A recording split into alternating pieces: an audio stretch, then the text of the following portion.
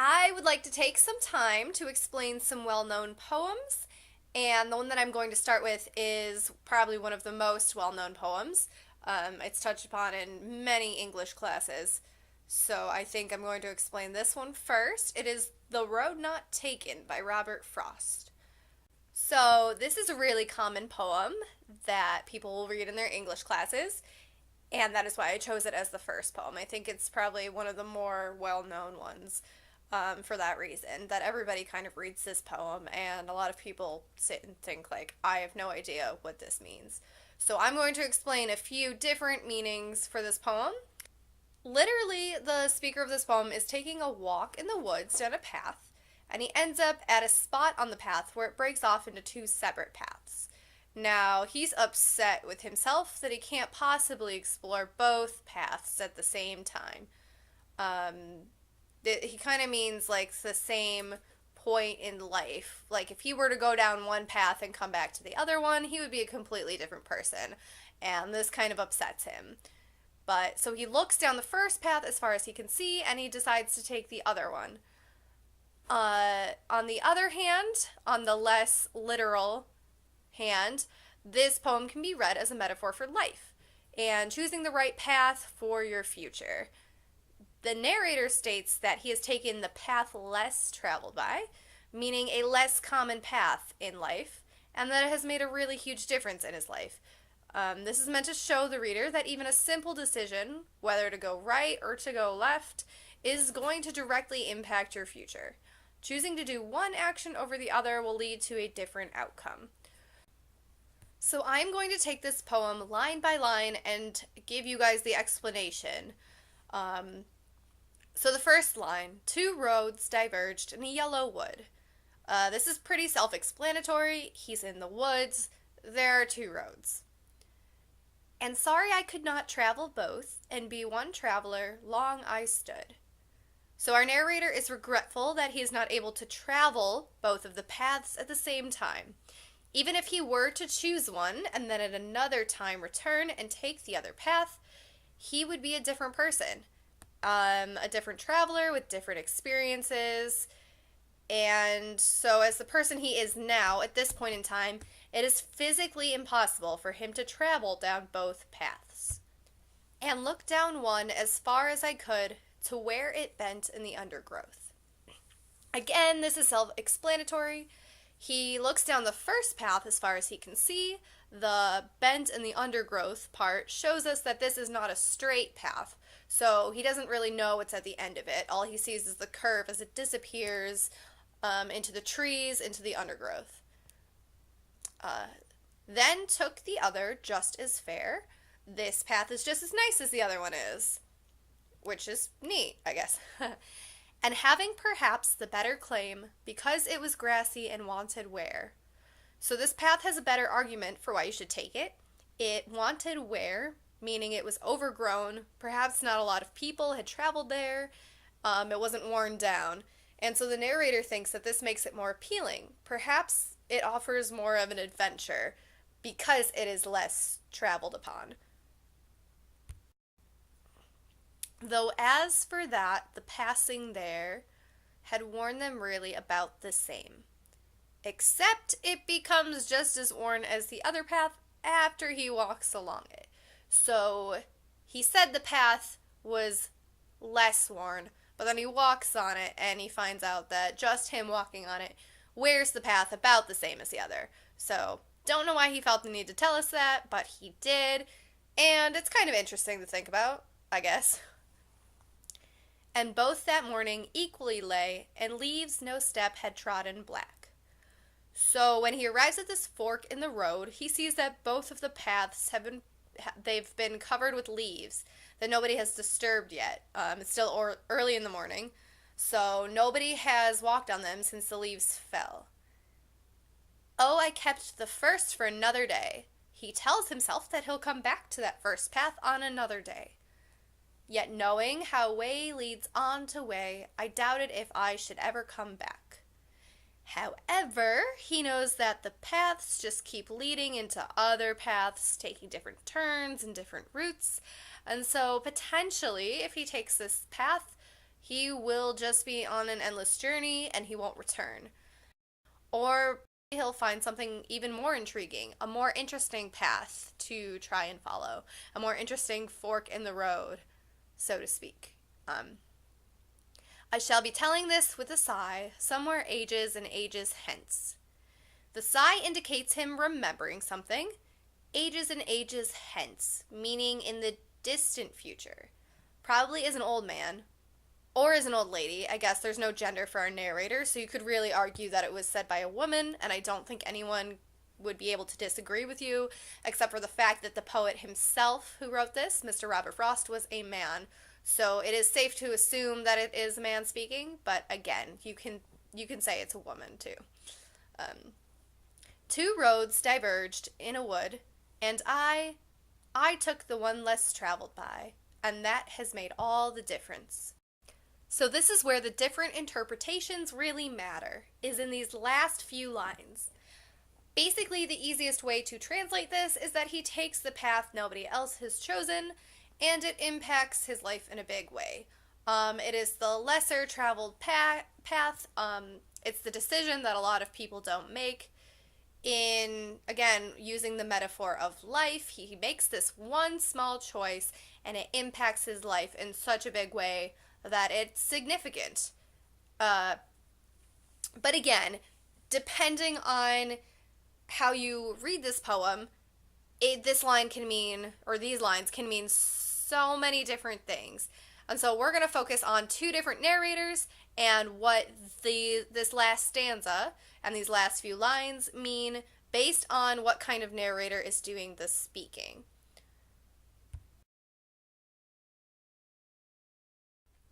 Now, to interpret this poem is to try and figure out the speaker's reasoning behind taking the second path instead of the first path.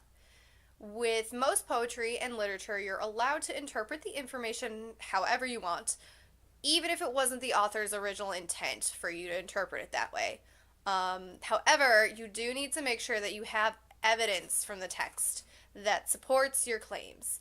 Otherwise, it's not really a legitimate observation. I could say that this poem is about the color blue, but I probably would find no evidence to support that claim, and therefore it wouldn't really be legitimate.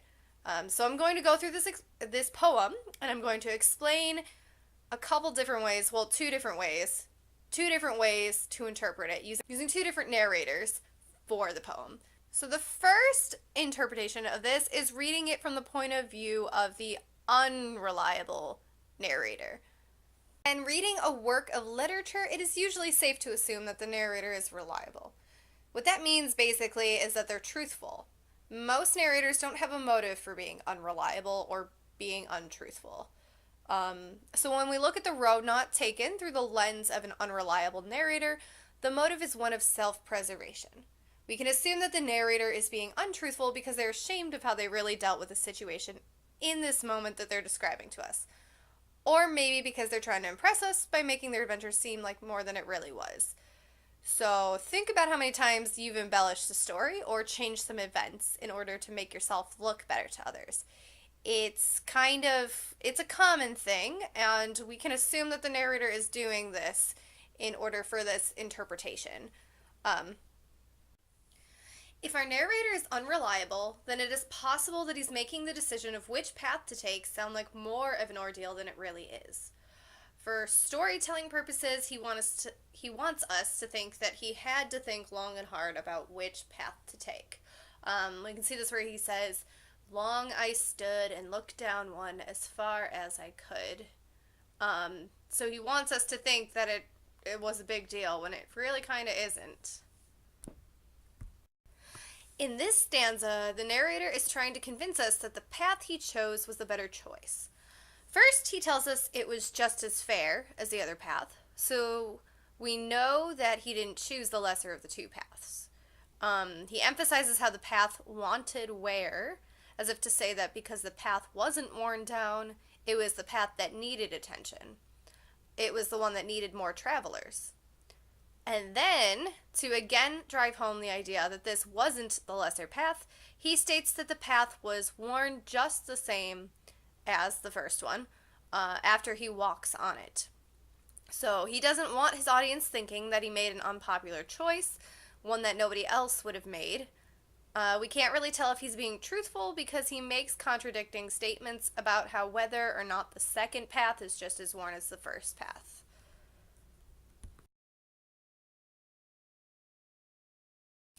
The narrator tells us that there are fresh leaves on the ground, that nobody has walked over them yet. An unreliable narrator might tell his audience this because he wants the journey to seem more significant. If he's the first to walk the path that day, it is almost symbolic. It gives his choice a false sense of importance. But then he's inconsistent and therefore unreliable when he's saying that he will return, but in the next few lines states that he probably won't. He says, I doubted if I should ever come back. So that's pretty unreliable. Our unreliable narrator is imagining retelling this story in their old age, perhaps because they want us to think that the story isn't really a big deal. They don't want us to think that they're going to be bragging about it all the time throughout their life, and that maybe they'll keep it to themselves until they're old enough to sort of take on that elderly wise storyteller role, the one that you come across in a lot of literature. However, the event was impactful enough, and in the narrator's opinion also makes a good enough story, that they're not going to completely forget about it either. Now, this next line is perhaps the strongest evidence for the unreliable narrator. As I said before, there are multiple ways to interpret these next few lines. When we interpret the poem through the lens of an unreliable narrator, this line becomes sort of questionable.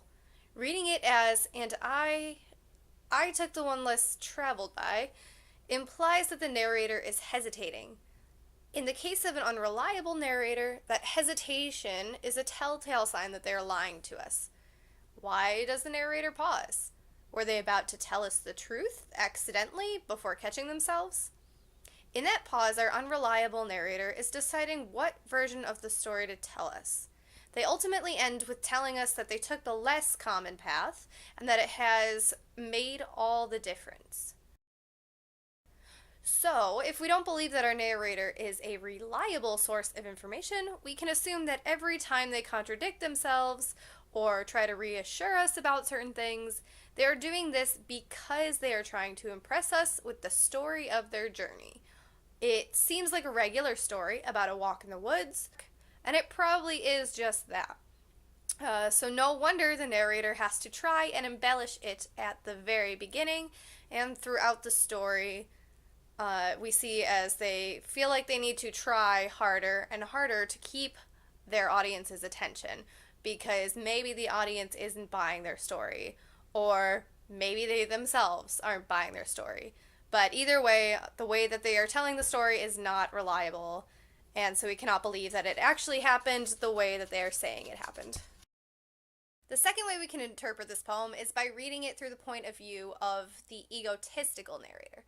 Assuming the narrator is somebody who thinks very highly of themselves. The narrator is going with a theatrical approach in order to make their adventures sound more than they really are. So, there's that. So, the first thing I want to point out in this stanza is our egotistical narrator's use of the word sorry. Saying, sorry I could not travel both and be one traveler is a bit dramatic. The narrator is trying to emphasize how regretful they are that they will never be able to experience that moment in time in the same way ever again. It's building up suspense in their story almost, as the audience waits for them to just tell us what path they took. The egotistical narrator likes this suspense. All of the attention is on them. That's the whole point of them telling us this story, is for us to give them attention. So something as simple as looking down the first path is drawn out for the audience. As far as I could is one of those lines that we can see this, as well as to where it bent in the undergrowth. That is a much wordier way of saying, I looked down the first path. Our egotistical narrator feels the need to express this idea that they chose the better path. And the only thing that really makes this path better to our narrator is the fact that less people have taken it. or continue to take it. It's almost like it helps the narrator's ego to be less predictable, to do the opposite of what everybody else is doing. After all, it is traditionally people who stray from social norms that are found to be more interesting, with better stories to tell. Also, the fact that they are the first person to walk the path that morning, since the leaves have fallen, is important to them only because of their ego. Only an egotistical person could care enough about being first at something so simple as walking down a path that they make it a point to recall this as a significant detail when retelling their story to another person. In the third stanza, our narrator lets us know that they're going to return and give that first path its fair shot, though not until after exploring the other path to its fullest extent. The egotistical narrator makes it a point to talk about returning to the first path because they don't want the audience to think that they have an ego problem. Ironically enough, they don't want us to think that they're too good to go back to that lesser of the two paths. They're kind of trying to save face. I personally think it's failing. They want us to know that they will give it an equal chance, but just in case they don't return back to that first path, you can blame it on the fact that the second path just has so much more to offer and they've spent so much time exploring it and it's just so great that it just does not leave room for them to return to to that first path. Our egotistical narrator in this last stanza is talking about fondly remembering this moment in their life, telling it to another person with a sigh when they are much older than they are now. It seems a bit silly that a walk in the woods would have such an impact that they would even remember it that far in the future. The egotistical narrator, however, wants us to believe that they made this great decision, they chose the right path, and that their life has been significantly impacted by it. That it has made all the difference. And in this case, we read those two significant lines, the ones I mentioned a few times earlier, with the same inflection that indicates the narrator's theatricality. So we read it with a different inflection than when we were reading it for the unreliable narrator. So you kind of read it as, and I took the one less traveled by. That is, with that inflection, the narrator is kind of bragging about the fact that they took the path less traveled by. This again is more evidence that our narrator has an ego problem. Everything is spoken as if it were a stage to them. You are the audience, and they are putting on this grand production of storytelling, even though it is kind of a lame story. So, those are just a few interpretations of The Road Not Taken by Robert Frost. Obviously, they're not the only interpretations, and like I said before, you can interpret a poem any way you want to, as long as you can support your claims with evidence from the actual text. And if you can hear that noise in the background, my rabbit is upset that I put her in her cage, so she's chewing on it. She's drinking water in one of the narrations too, I think. But she's super cute, and I would love to show her to you guys, but she's also a pain in the butt when I try to hold her. Most rabbits don't like to be held. I did not realize this when she was a baby because she used to cuddle with me all the time. She's drinking water right now.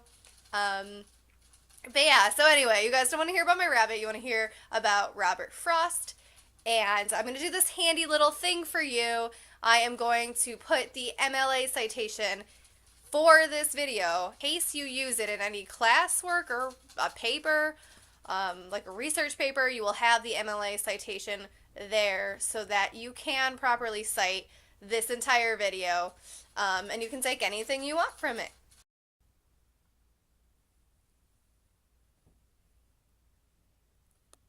Hi, buddy. Yeah, okay.